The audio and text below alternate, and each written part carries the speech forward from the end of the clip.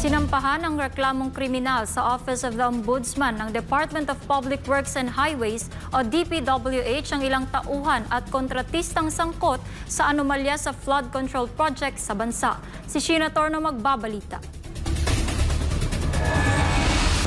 Kahon-kahong dokumento ang dinala sa Office of the Ombudsman ng Department of Public Works and Highways o DPWH araw ng Huwebes. Ang mga dokumentong ito ay may kaugnayan sa kasong kriminal laban sa mga opisyal ng Bulacan 1st District Engineering Office at kontraktor na sangkot sa korupsyon. Against Henry C. Alcantara, Bryce Erickson D. Hernandez, J.P. D. Mendoza, and others for violation of Republic Act No. 3019 Anti-Graft and Corrupt Practices Act, Article 217 of the Revised Penal Code, malversation of public funds in relation to Articles 171 of the Revised Penal Code, Republic Act No. 9184, and other amendment laws. You swear that you voluntarily executed this complaint? Yes, I do. You swear that the contents of this complaint are true? Yes, I do.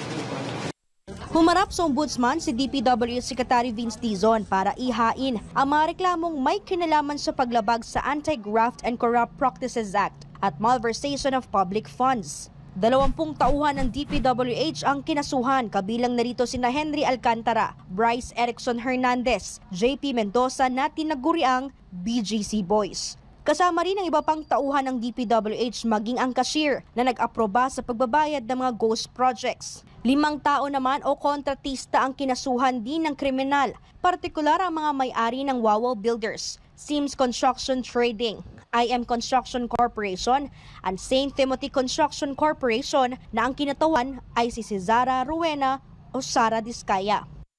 Lahat ng kailangang managot dapat managot.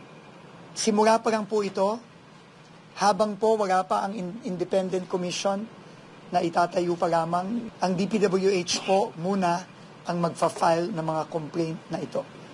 At marami pa pong mga complaint sa mga susunod na linggo. Git pa ni Dizon, non-bailable at habang buhay na pagkakakulong ang kaharapin ng mga sangkot sa korupsyon. Ipaniliwanag naman ito kung bakit hindi plunder ang isinampa laban sa tauhan ng DPWH at kontratista, lalo't bilyong-bilyong piso ang nakulimbat sa kaban ng bayan. Sabi ng mga abogado natin, open and shut case ang mga ito. Ibig sabihin, madali po itong mag-establish ng probable cause. Naniniwala kami na madaling i-establish ang probable cause. At dahil doon, mabilis na maifa-file at mabilis din makakadesisyon ang ating mga korte.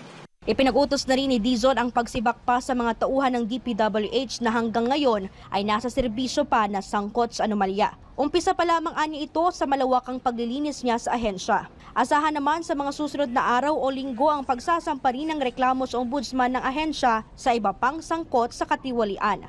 Para sa Diyos at sa Pilipinas kong mahal, ito si Sheena Torno, SMNI News.